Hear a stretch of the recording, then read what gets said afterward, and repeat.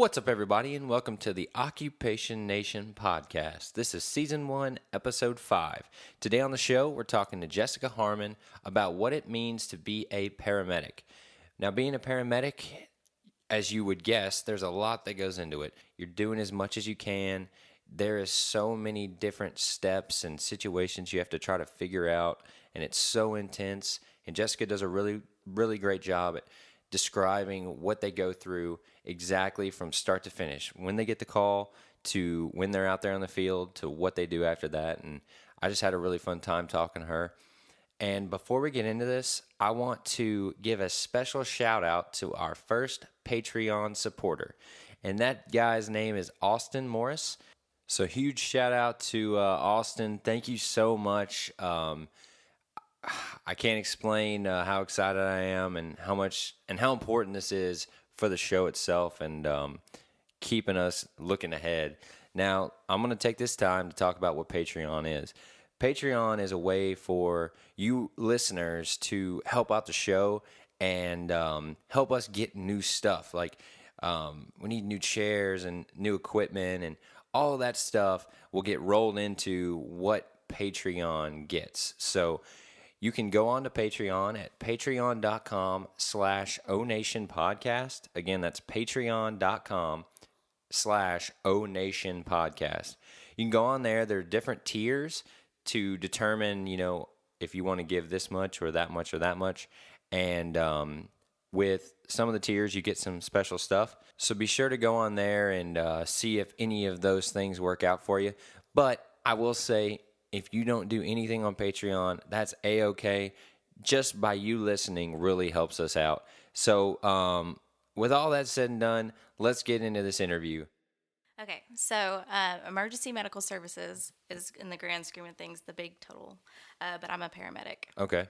And you said you've been doing it for 3 years? 3 years. Okay. So let's go back to before this all started and tell me, was this your end game? It was not. Okay. No. So how did you go from not knowing or doing about it to now?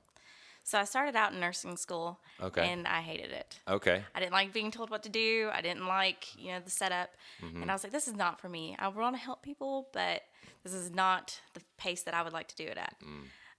So I didn't know what to do from there, and I went to business school, and I didn't like that either. Okay. So from there, Were you at MTSU at the time, or where did you go to school? I went to Columbia State for nursing. Yeah. Okay. And from there, I went to a tech school just because I was like, I don't know what I want to do. Mm-hmm. So I went to a business school. Didn't like it at all. Mm-hmm. So I was like, well, what do I do now? Mm-hmm. At that time, I met somebody who was in this field, and they had kind of told me a little bit about what they do. And they kind of triggered me whenever they said, oh, you only go to school for 1 or 2 semesters. You're That's like, it. Wait, what? Exactly. Yeah. Anybody could do that. Yeah. It wasn't expensive. That's good. But the bad thing is everybody starts out at the basic. So, you go from A to B and then from there to C. So I met somebody, they told me about it, and I found a program, and that's what I went and did. Okay. So when you were in college, did this ever come up at all? It didn't. So you didn't really think about it until then? Exactly. Okay. Yeah. When you decided that this might be something you want to do, what was your first step? Like, how did you get going on that path? So I started looking up online different places that offered emergency service jobs. Okay. And from there, I met some people, and they got me pointed into the direction of looking for a EMT program. And that's where you have to start at, is the EMT basic. And from there, I contacted a couple colleges, different places, interviewed with them, got a feel for what they believed in, what they taught. Mm-hmm. And from there, I chose what school I was going to go to. And then after that, they lead you basically through the whole entire process. So is this just like any school? Like, is there specific schools for this, or is this like any college, or how does this work? So it depends on where you're located. For around here, there's different places like Motlow that offer a program just for pre-hospital medicine. Columbia State also offers the exact same thing. Okay. Where'd you end up going? Motlow. Okay. So you're at Motlow, you're doing your thing. And you said how many semesters? So to start off, EMT is just 1 semester. Okay. Then you go to AEMT, and that's another semester. And if you want to go further, you can. I went to paramedic school, and that's a whole year. So that's 3 semesters. Okay. So you are those like the levels of moving up kind of thing? It is. Okay. So give me some examples of what you were doing in those classes. Like when you're going to school, what are some of the things that you have to do? Yeah. So you learn the basics. So you learn anatomy and physiology, obviously. You know normal things such as like why do people's tummies hurt, things like that. Just the basics of why people get sick. Then you dig a little bit deeper into how do you help that person. Yeah. So And you figure out why they're doing it, and then the next step is to figure out how to fix why they're hurting. exactly. Okay. So you learn how to deal with people. You learn how to assess people. You know, you go from head to toe throughout the school. Sometimes there's different labs, so you get to dissect things and see how things work so that you have a better understanding. That's pretty cool. Yeah, it was pretty neat. They give you techniques on what medicines to use and how to use them. And for EMT Basic, it's pretty simple. You basically learn just the basic life-saving things that you need. It's kind of hard to get a job right now with that. But right now, the state has just opened it up to where you can get a job as a basic. Okay. Is that with that just that 1 semester? Is that what you mean by basic? Yep. So then the next step is A, you said? Yeah, it's advanced EMT. Okay. Yeah. And how does that differ? Like what does that mean? Yeah, so there's a couple different things. So as an EMT, you can do a lot of things. You can do CPR, obviously, and that's the one thing that you really need to know. You can ventilate people, so that's a good thing. But for AEMT, you get to start IVs, you get to give a little bit more medications, and you go a little bit deeper into why people are getting sick and how to treat them. I got you. So it's kind of like you're starting to go into the weeds a little more. Exactly. I Yeah. got you. For So sure. then same thing for B? So the B is the basic. That's the, Oh, yep. I'm sorry. No, it's So okay. B is basic, and then A is advanced, and then you said paramedic school is Right. the next step? Correct. So then you really are in the weeds at that point. Definitely. Okay. Yeah. So what are some of the things that you did in that where you were like, all right, this is the real deal? Yeah, so paramedic school is a little bit different, as in it's hard. Literally, at the end, they break Yeah. it up into saying that you have maybe 6 hours throughout school to have with your family, to sleep, to eat, to shower. So you're in. Yeah, that's it. That's all you do. You're that. And unfortunately, in this job, it could be a plus or a minus, but you can go to school and work at the same time. So you're constantly doing something. In paramedic school, though, you go to clinicals, different hospitals, different services. You intubate people, so you go to practice on how to intubate. I don't even know what that means. The tube down people's throats. Oh, okay. Yeah, we breathe for you. Oh, okay. Just in case that. That probably helps. Yes, definitely, definitely.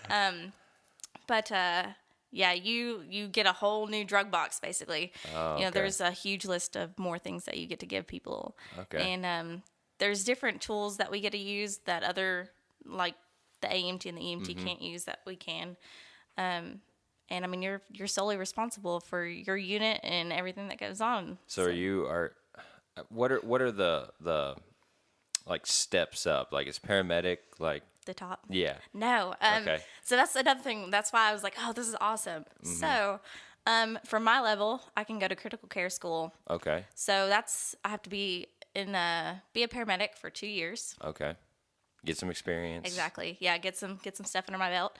And then after that, so you go to the critical care school, and then you can go and be a flight paramedic after that. Yeah, that sounds cool. That is pretty cool. Sounds yeah. intense. It does, but it'll be fun. Yeah. So is that your end game, being a flight paramedic?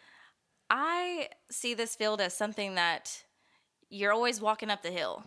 You know, so it's always the next thing. So you can stop wherever you would like to, or you can go as far as you want to. For me, I don't know where that point I got of stopping is gotcha. yet. Yeah. So you're just rolling forward. Exactly. Keeping ahead. Yeah. That's really cool that you have that opportunity though. Yeah. That you can just I think I'm gonna keep rolling. That sounds cool or that sounds cool. Yeah. And you're staying in your field. Right. So that's exactly.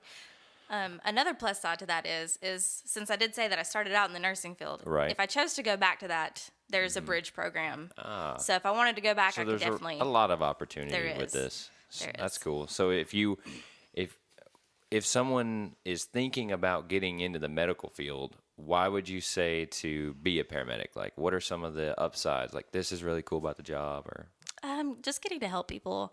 It's definitely a cool experience whenever you can say that you were the person that got to help somebody live another day, or to see Yeah, that's pretty cool. see a family member, for another chance, So that's a really like heartwarming, like that's my gold. That's what I enjoy. That keeps you pumping. Definitely. I gotcha. That's really cool that you can do that, and I'm sure that's a big motivator for you at the end of the day. Definitely.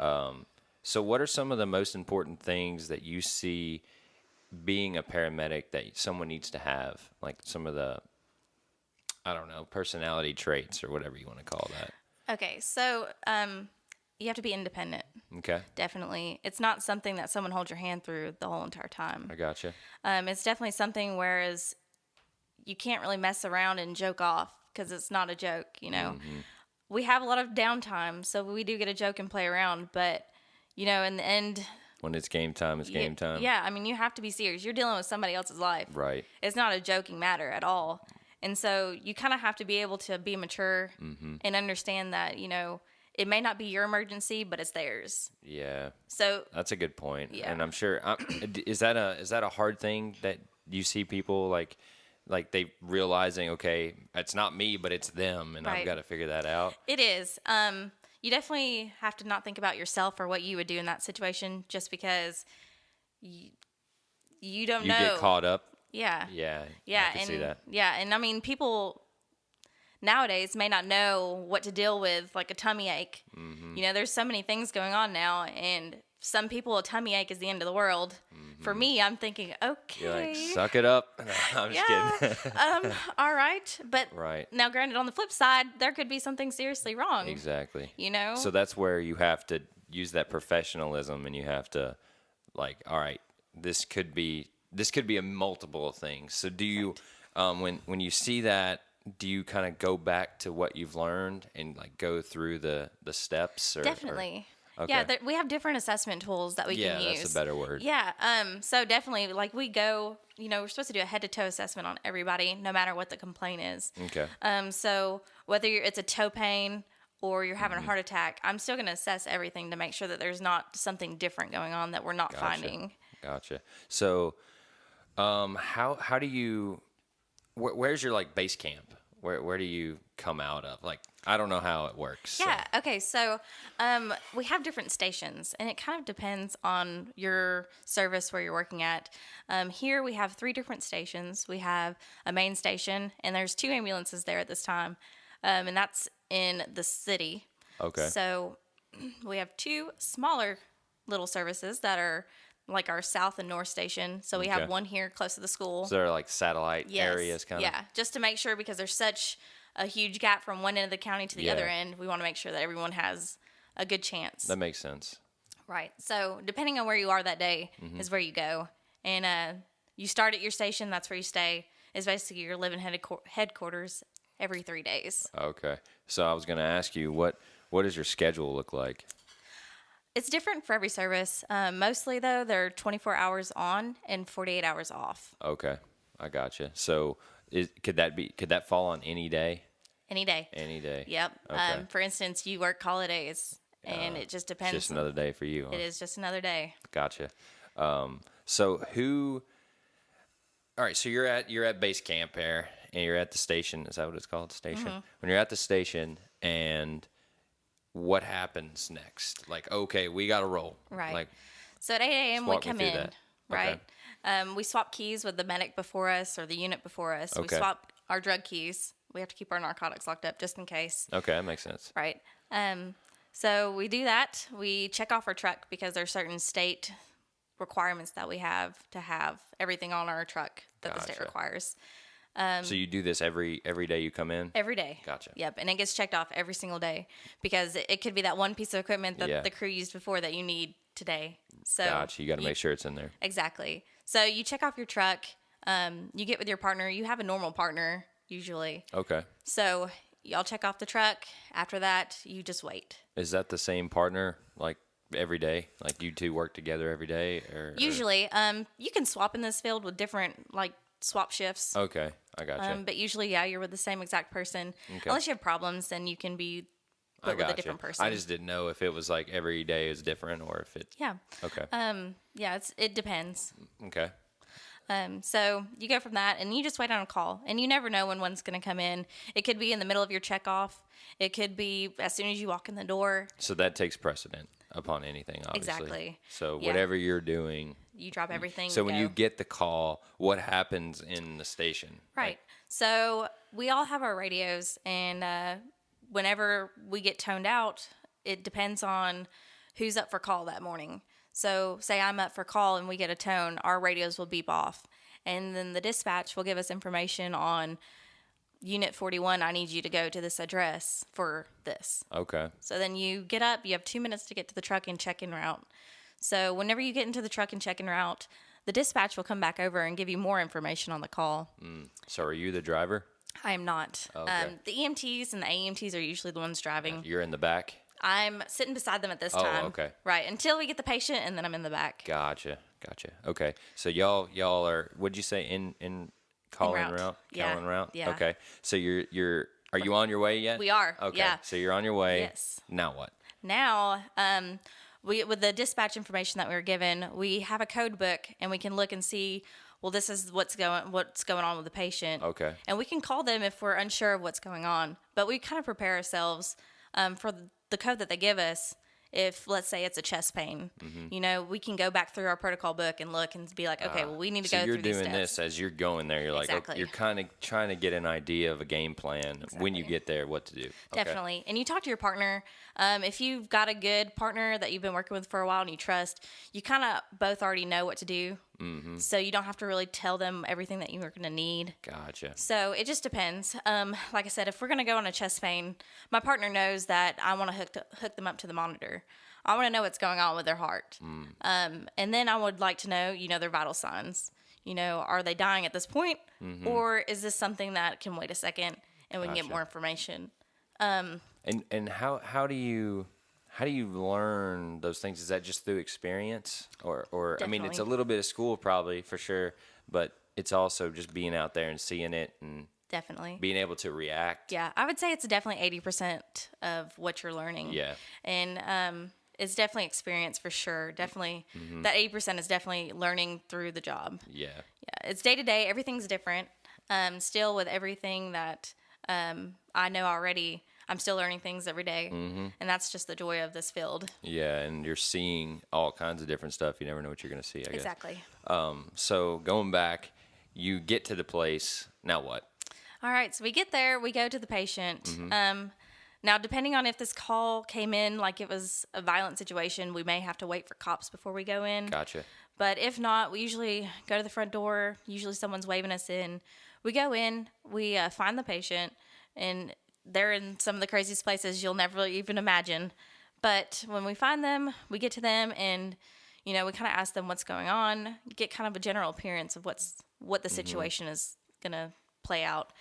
You can get a lot from appearance of somebody, if they're really sick or not sick.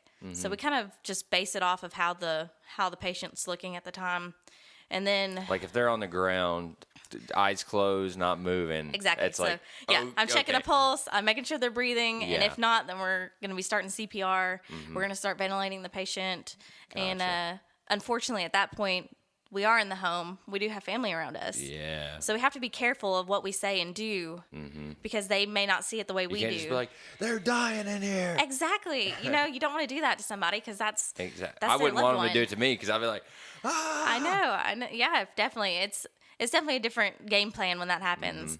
But so that's a whole nother part of the job right there. It is. It's being all able different. to handle the external things around Definitely. you. I mean, you can do your job, but you also have to be able to handle. So how many people, when y'all drive up, is it just you and your partner jumping out? Or Usually. Is it, okay. Yeah. Now, depending on the calls, we have different responses that we go. We have non-emergency, which is not the lights and sirens that everyone likes to see.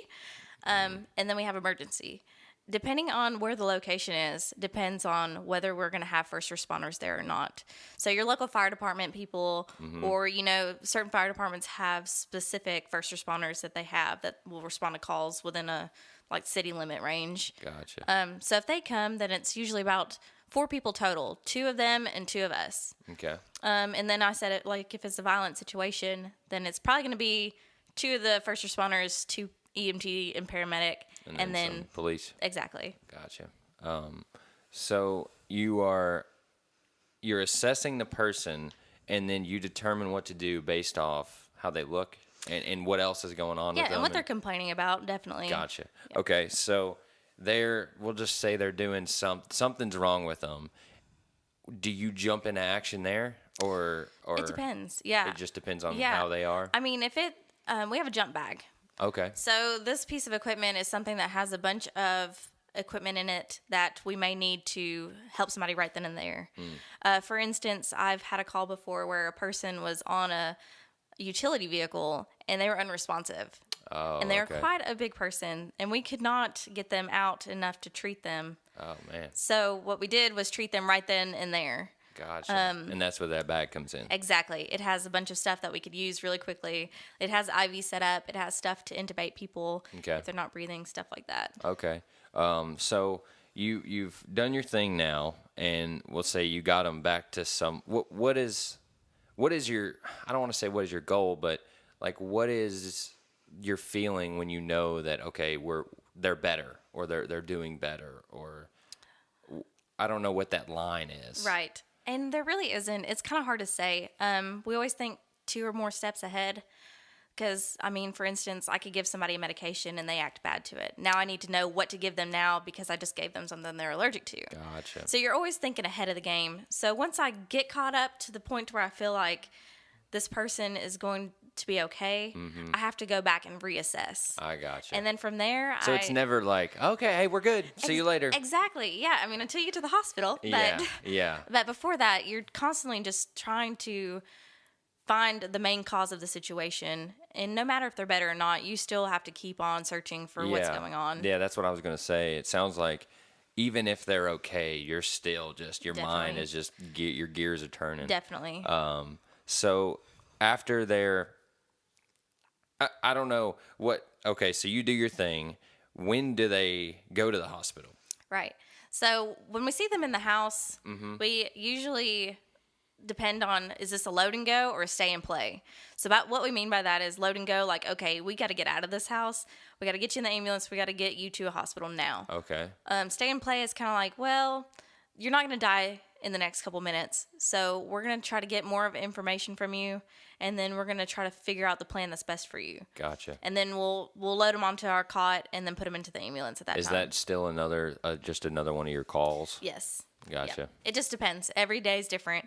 Every call is different. Mm-hmm. But whenever we decide that, hey, this person does want to be transported to the hospital or they need to go, we'll load them onto our cot and we'll get them out to the ambulance. And then from there, my partner will usually start an IV. If they're dehydrated, I'll give them fluids. If it's a cardiac problem, I'll give them some aspirin and some nitro, depending on what kind of heart attack they're having, if they are. Do 12 lead, so I'll look at their heart, make sure they're not currently having an infarct going on, so their tissue's not dying in their heart. Yeah, and then from there we decide what hospital is best for this person. Okay. And if this person is adamant on going to a certain hospital, we have to take them there. So I was gonna ask you. So if I'm like laying on the ground like hurting, and I'm like, take me to the hospital. Do you have to take me to the hospital? yes. Okay. Yes. Unfortunately, in this day and age, we can't just tell anybody like, You're no, like, you're fine. no. Exactly. Okay. A lot of people are sue happy, so that's one downside to my job is that a lot Oh. of people may not agree with the way that things are handled, although they may not know what's going on. And they seize that opportunity to sue you. Exactly. So that's a downside is that a lot of people would like to take your job from you, and because you Yeah. work for the government, Yeah.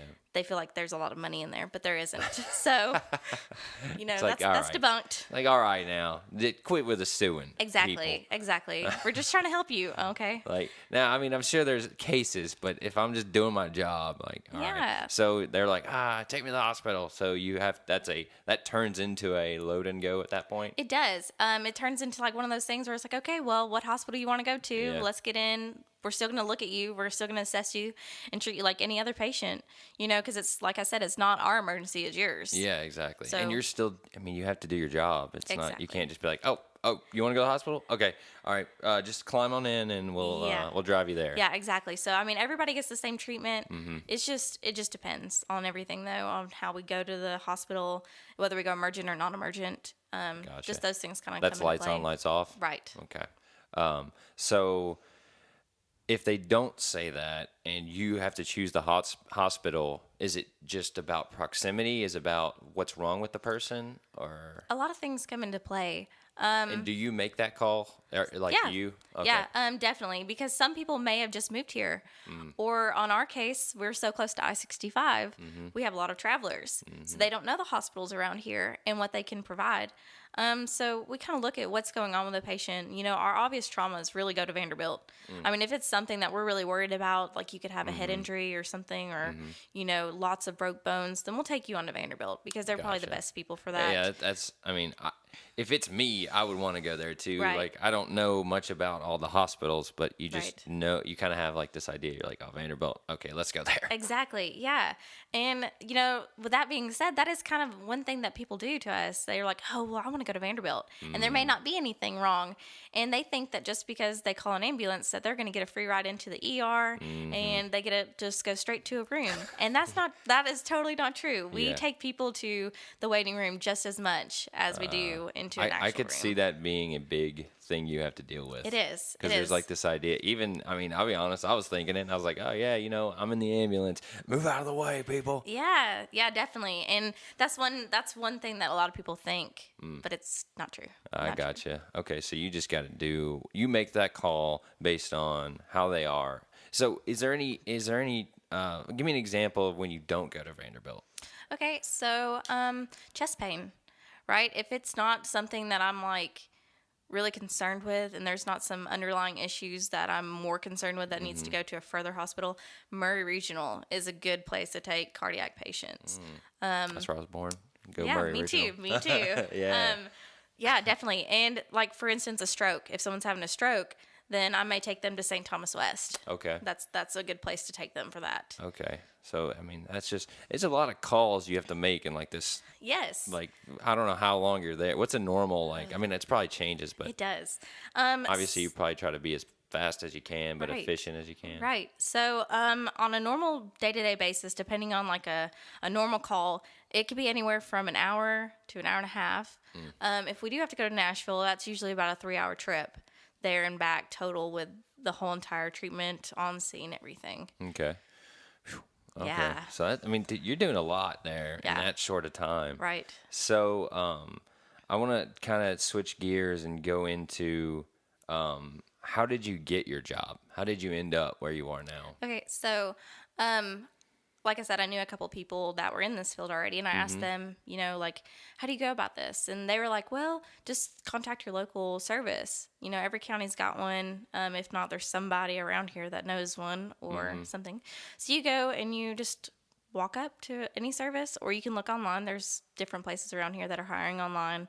But if you want to work for a county service, you can just go there and just say, hey, I'm looking into this, and I would like to fill out an application. You know, are you hiring right now? When will you be hiring? And they kind of like walk you through the process. So it's very simple. It's just an easy application. After that, they walk you through some training if you're hired. Gotcha. They'll do some training and make sure that you aren't going to be lost on your first day. I was going to ask you, that's where I'm going next, is when you get the job, do you have like a month period where you're like a trainee or something, or? It depends on the person that's being trained. Usually it's about 2 or 3 shifts Okay. that you work, just the first half, so about 12 hours each. And they'll take you through the main places that we go throughout the day, like if a place is popular, kind of like a nursing home or Okay. the hospital. They'll take you and show you those places. They'll have you ride with a different crew just so you can kind of see what they're doing. Try to learn from them, and then they'll put you through the exact same thing. They'll make you that person that's acting as a partner to the paramedic or paramedic to EMT. Okay. So what is your pathway that you want to say, hey, if you want to get into this, these are the steps you need to take? So is it the first step would be going to school? Is that the first step? Well, luckily, nowadays, you can go to a service and just ride out as a person. Okay. I didn't even know that. Yeah, they make you sign a form just so you don't disclose any information. Right. But That's fair. That's cool that you can do that, yeah, definitely. And it's definitely something that I wish I would have known about, but I didn't. But for somebody who doesn't know if they really want to do it and would like to know a little bit more, I would definitely say go to a service, see if you can ride out with them just for 8 hours or so, and then kind of get a feel for if that is something that you'd be interested in. I mean, that sounds like a great resource Exactly. to use, because then you don't have to commit this time and money and stuff, and then you're like, I hate this. Exactly. So from there, if you do like it, talk to those people there. Yeah. You know, we're all willing to help. That is why we're in this field anyways. True. So, yeah, I mean, just ask us questions, call us. I mean, we give our numbers out to students all the time. You know, hey, call us if you have any questions or if you need any help finding a job afterwards. Because this field is not dying. It's only, 40 plus years old. I mean, that's it. Well, it's there's a lot of people getting hurt out there. There is. So, There's a lot of us.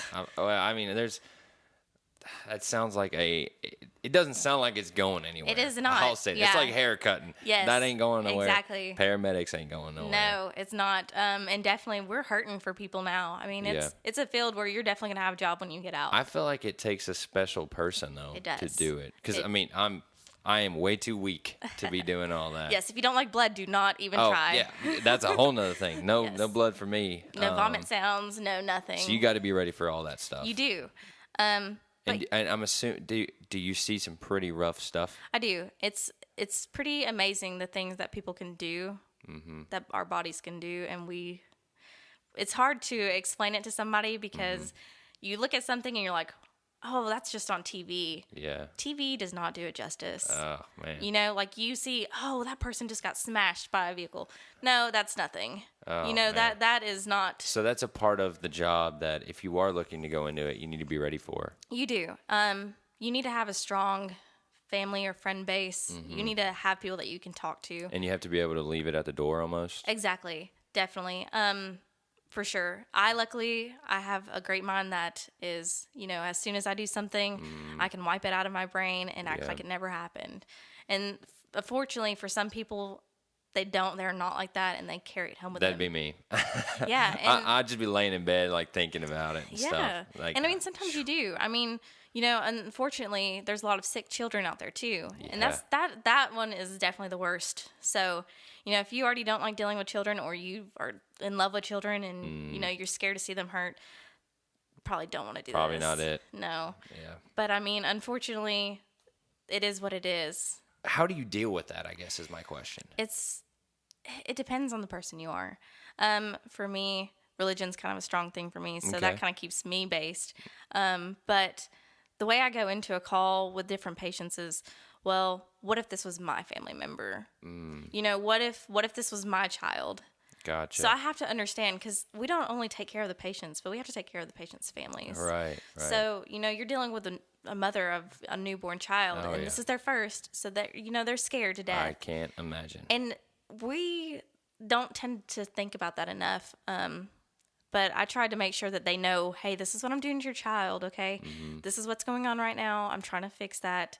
You screaming at me does not help, okay? I'm not here to hurt your baby. I want them. Exactly. I mean, yeah, exactly. It's hard. It is. I bet it's hard, man. It is. Can't imagine. I can't either. I mean, it's definitely something you wish you never had to do. Yeah. But at the same time, I'm glad that you guys do that, though. Yeah, I mean, yeah, definitely. In the end run, it's okay. It's good. Yeah. It's just, that's just another part of the job that you have to deal with. Exactly. And I feel like that's an important part to bring up, because I could see that being a make or break for people. Definitely. Like, okay, I want to help people. All right, what does that mean? That means this. Yes. So. Yes, and unfortunately, that is the downside. And a lot of people in our field have PTSD. Oh yeah, I bet. We do have some suicides in this field just from the things that we do see and we take home, and maybe other people don't understand. But thankfully, there are other people out there that are willing to help you. If you would reach out to them and talk to them, then they know what you are going through. So like you said, it's good to have that base of that group around you to kind of speak through and talk through things. Exactly. If you do see rough stuff. Yes. So what are your, like, what's a let's get a little happier Yes. here. What does your like vacation days look like? Like, how does that work? It Right. sounds like you kind of have a special, like, so I work 40 hours a week, quote unquote, but what are your hours a week? Funny that you say that because we get 40 hours a week, but Okay. it is not the 40 hours that you would think. It's 40 straight hours, and then from that we have a lot of overtime. Oh, okay. I So, understand. So yeah. are you hourly then at that point? Or are you like salary plus? No, you get paid a base pay for your just normal Okay. 40 hours. Okay. We get paid bi-weekly. Most services do. So on that check, you'll have about 80 hours. Okay. That is just straight time. Mm-hmm. So you get paid at that one rate. And then the rest of that overtime, because, I mean, with us working 24 hours, we're already on 48 by the second day. I was about to say, that's why I asked, because it didn't Yeah. sound like you No. did that. No, so then you get about anywhere from 40 plus hours of overtime every paycheck. Golly. Yeah, which is time and a half, so that's a plus. Hey. Yeah. So at least if you're putting in the time, it sounds like you have to put in the time. You do. I was about to say, Yeah, it you have sounds no like you don't choice. really get a choice. No. At least they compensate you for that, Right. which is good. Right. And I mean, pay for us is not what people should imagine that it is. Yeah, so we do get vacation time after a year. You get 144 hours. Okay. So, just depending on how you use Whatever that. you want to use it Exactly. on. Yeah. Okay. I mean, you can, luckily with that, because you do work the 24 on, 48 off, Mm-hmm. you take one day off and you're sitting there with 5 days. So you only use So one if vacation day. you can kind of work it a little where you get a bigger vacay. than Exactly. just using all your days. Exactly. And you do get sick time that acquires. So you get Like that. per paycheck or something? It's per every 2 paychecks. Oh, okay, like You per get, month. Yeah, you get 12 hours of sick leave. Okay, so what are some of the things that your HR, or is it HR that? We do have an HR, but usually it's the program director Okay. or your service director. That's the one that's going to be hiring you. Okay, so how many interviews? Is it just like one interview and then, okay, you have your credentials? Is Mm-hmm. Yeah. that Yeah, kind of, so you can walk in with a resume if you'd like to, or you can just walk in and, just talk to him face to face, like the good old days. Yeah, Nobody does yeah. that anymore, but that is That's true. definitely how this is. You just walk in, you tell them, hey, I just got out of EMT school, or I'm looking to go into this. Mm-hmm. I would like to work here afterwards. What do I need to do? Where would you like me to go? Mm-hmm. Is there any kind of scholarship for me to go to school for Yeah. this? They're kind of thinking about paying for paramedic school now for people. Oh, man. It is kind of pricey. It's about like $10,000 for paramedic school. Okay. But it's still, if you look at any of the I was other about to things. say, don't ask me what I paid. Exactly, That's like, Yeah. that's less than half. Yes. And I'm So- debt free. From all the school that I've ever had, Yeah. I'm debt free. So, that's a win right there. exactly. So Well, you're not starting out in debt. Yeah, I'm about to say that's almost like having a higher income. Exactly. 'Cause, I definitely. mean, you're not paying Yeah, all I got student debt. loans. Yes, I feel for you. sure. So that would be amazing. It is, and that's a plus side, I didn't say this earlier, but EMT school is about $2,000, and Okay. so is AMT. It's about the exact same. Okay. So it's definitely reasonable. Yeah. For sure. I mean, I feel like if you could stay diligent, and you could pay that off. Oh I yeah, feel like. for sure, yeah. definitely. So somebody that they would be looking to hire would definitely be someone who's independent, someone who they don't feel like they're gonna have to babysit a lot. Definitely someone who's dependable. You're able to work by yourself. You do what you're told. You definitely don't want someone who's not gonna do and slack off and be lazy. You can't really be lazy in this field. We do have a lot of downtime, which is nice, but definitely someone who's respectable and just willing to do what it takes and keep up their credentials. We do yearly training on things that we do every single day. Yeah. So you're constantly training to do better. I could see that being a big part of your job is just knowing all these techniques Yeah. and all this For sure. classes and stuff. For sure. Do you do those classes at your station? Or? Yeah, sometimes. Other places like hospitals will offer classes as well that you Okay. can go to. You can go back to, like Motlow has a refresher program that you can go to. Okay. They offer that for multiple different people, so you don't have to go to the school. It's kind of side-based off of that. Gotcha. But definitely the service will pay you to take the classes, Okay. and they just train you throughout the year. Well, that's good. That way, it gives you even more incentive to do it. Exactly. How much is there any like outside travel outside on this job, or are you basically you go to the station or wherever you're at, and that's where you are until you you kind of jump around. Is that how it works? Yeah. For us, it's different for everybody, like I said, but for us, it's you do three shifts, and then you rotate to a different station. Okay. So every third day for 3 days, I'll go to one station, and then I'll rotate to the next. Okay.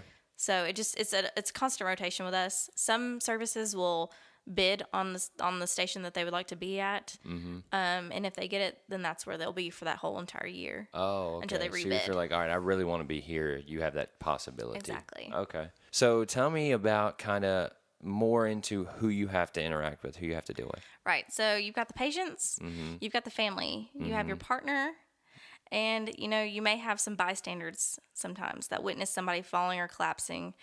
So you have to kind of talk to them about what happened, because what people see kind of determines our treatment as well. Gotcha.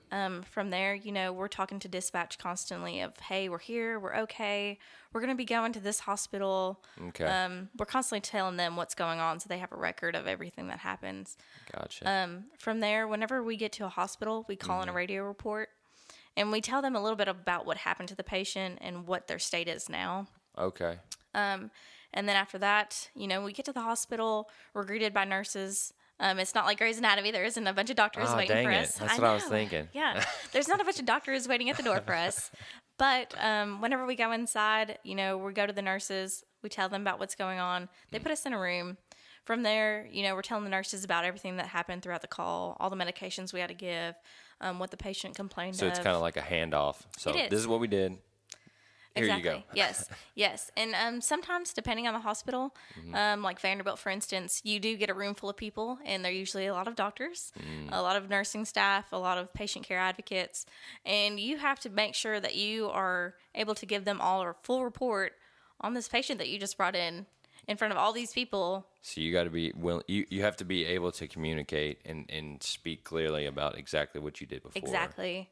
And it's good to kind of have a good game plan of that before you walk into the door, because then you're kind of like, this happened. Like, come on. Oh, wait, I forgot this, Oh, yeah. I bet, does that come with practice? Yes. Yeah, I could see that, because I could see that being really stressful. Yes. Just like they're all looking at you like, come on. Yeah, like, is that it? You're like, oh, I think I did that. Exactly. I can't remember. Yeah.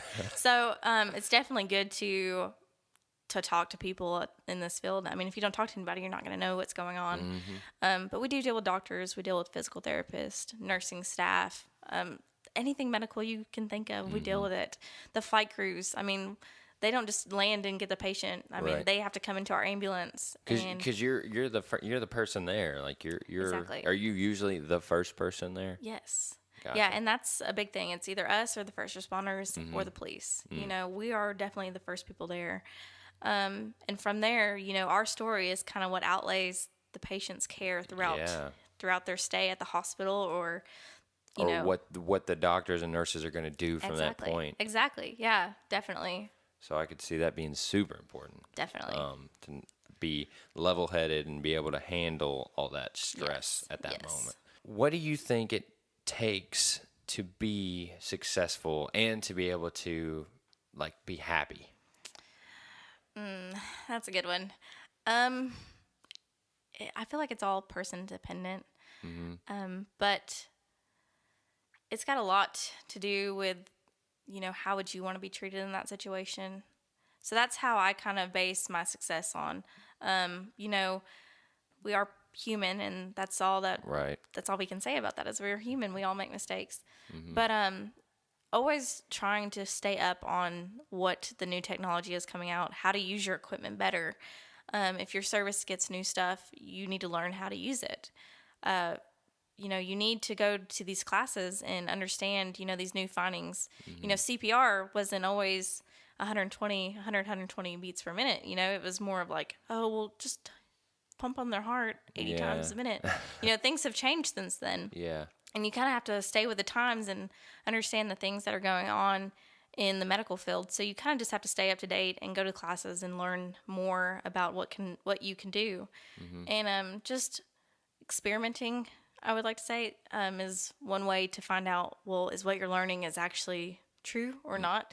Because there's nothing before us. We get all of our medicine-based things off of the military. Oh, okay. So, I mean, before this, people are dying at their homes.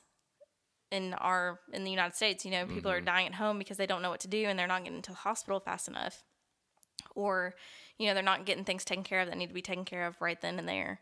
So they're dying on their way to the hospital. Whereas, you know, we have to use our reports as ways to look back and be like, well, we should have done this, or we could do this better. And So you're constantly having to learn constantly. to be successful, to be good. I mean, at your job, it sounds like you need to be always, even if you think you know it, you need to be refreshing. Exactly. Is it as intense as you see on TV, where, okay, there's this crazy car accident and this ambulance pops in and you guys are running out and doing your thing? Is that how it normally is? We try not to ever run, Okay. because when we run and we look like we're freaking out, it shows freaks panic. It freaks everybody else out, and things don't get done.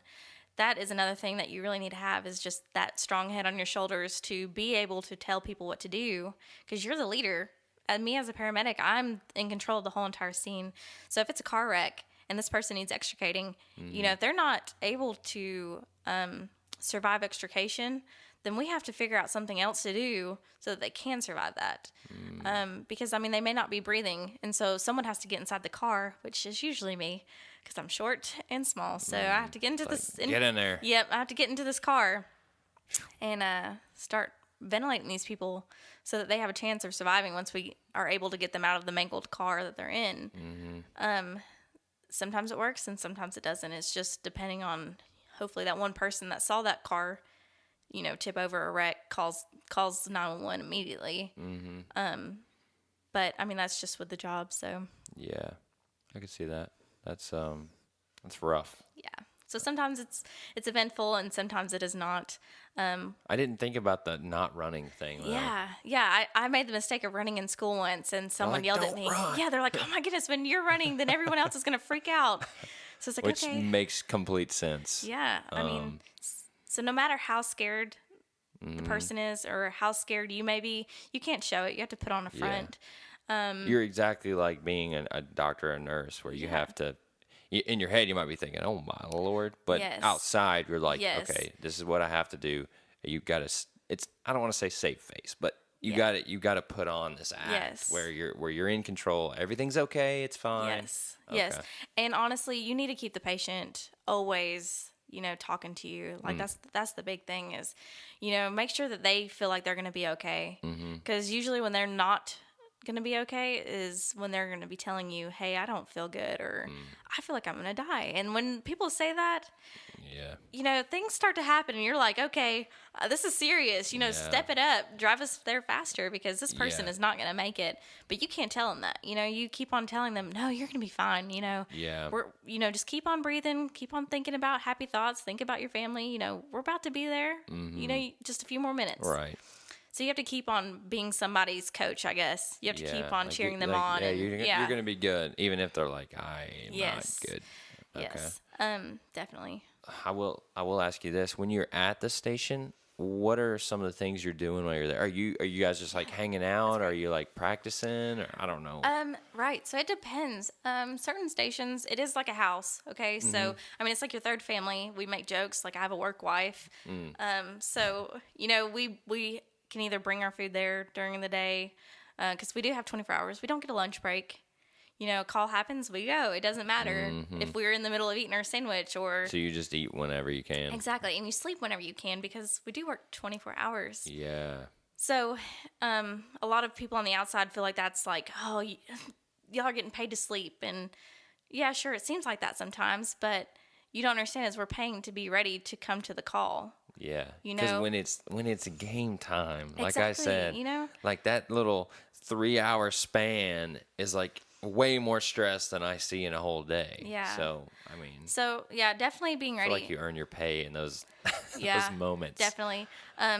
So, I mean, if you see us out in Kroger or Walmart or something, don't judge us. I mean, we got to eat That's what I too. do. I'm like, these I know, paramedics, they should be saving lives. get back in the ambulance. Yeah, but I mean, seriously, I mean, we got to eat too. So, Yeah. you know, we'll go to the store if we've got some time. We do rotate with different units, the ambulances. We do rotate calls. So if we just run a call and we're not back up, then we'll usually try to make a quick trip to, you know, a store to find food or go to fast food, something to get in and out. But depending on your service, different days mean different things. So Wednesdays, we have to completely detail our units. We have to clean them down because, we do see so many people with infections and, Oh, yeah. just Oh, yeah. sicknesses. We got to make sure that all that stuff doesn't contaminate other things.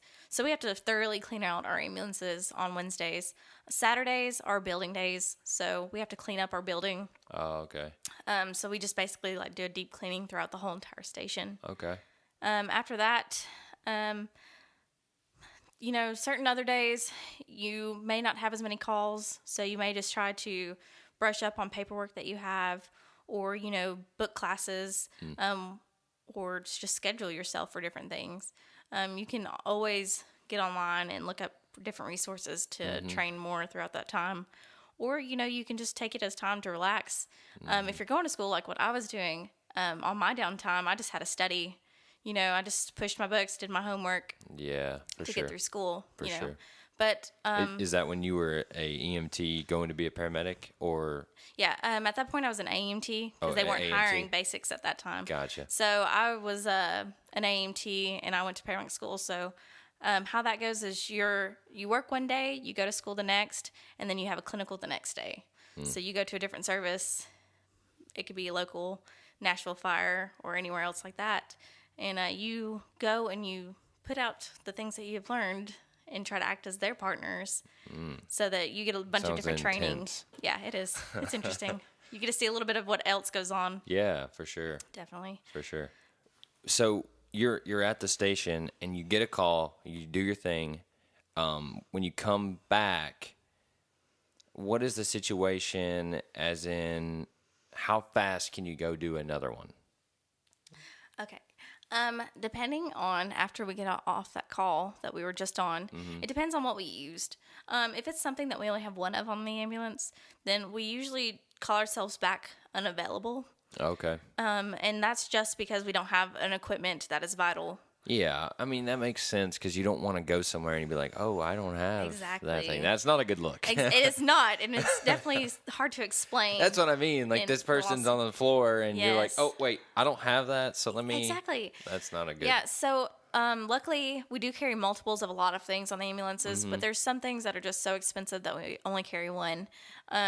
For instance, our narcotics, there's not as many on there as you would think that there is.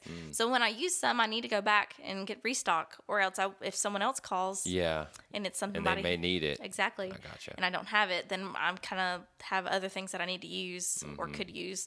But sometimes if it's just, a bag of saline that I gave somebody because they were dehydrated, I have multiple of those. So we may get another call as soon as we check back into our county. They may tell us, hey, I need you en route to this place. We have to go. We can't just say, oh, no, I'm tired. Yeah, that's what I assumed that, but I wasn't sure kind Yeah. of what that downtime would be. Yeah, basically. Just depends on what you got. Exactly. So Yeah. if you have it, then you're going. Exactly. Now, for instance, we do have supervisors there. So the supervisor, sometimes if we can call them, if it's something that we're the only person left in the county, like the only ambulance left, sometimes we can call them and be like, hey, I need this, and they can bring it to us. And the supervisors are also there to help you. And that's another place to move up. If you're not wanting to go to nursing school or go be on an aircraft, you can do your time and become like a leader. You can be an FTO. So that's a field training officer. That's somebody who just helps you through, will train you. And then from there, you've got lieutenants. And they're the people that kind of like look through your paperwork and make sure you're doing everything you should be doing. Okay. And they schedule the training usually. And then from there, you have a supervisor. So your supervisor is there for you at all times. There's only one. So if something's going on one side of the county and you need them on the other side, you're going to have to wait a minute. Gotcha. But they carry some equipment that we may need that we only have one of for the entire county. Oh, okay. And that's just because funding maybe wasn't there. Like we didn't get a fund for this or that. So they're usually there for us. If it's a sketchy situation and we need them or we need extra hands, we can always call our supervisor to come help. Thank you so much for doing this. I hope someone learned something. I know I did, and I think it's really interesting. And all right. Thank you. I Yeah. enjoyed it. Yeah, it was definitely great. Yep, that's it. And that's it. Thank you all so much for listening. I hope you learned a lot. I hope maybe someone out there is now interested in being a paramedic. It was a lot of great information. I had so much fun talking to her. So be sure to subscribe and review if you enjoyed it. Let us know what you think. If you need to find us on any of the social medias, it's at O Nation Podcast. Again, that's at O Nation Podcast. Be sure to like, follow, tweet us, whatever you need to do. Share the podcast. Let's get it out there. Let's let everybody know. And please be sure to review the podcast on whatever you listen to. It really helps me out, but it also helps the podcast out. So, at the end of the day, maybe, just maybe, paramedic is the occupation that you've been looking for. Thanks, and we'll see you on the next one.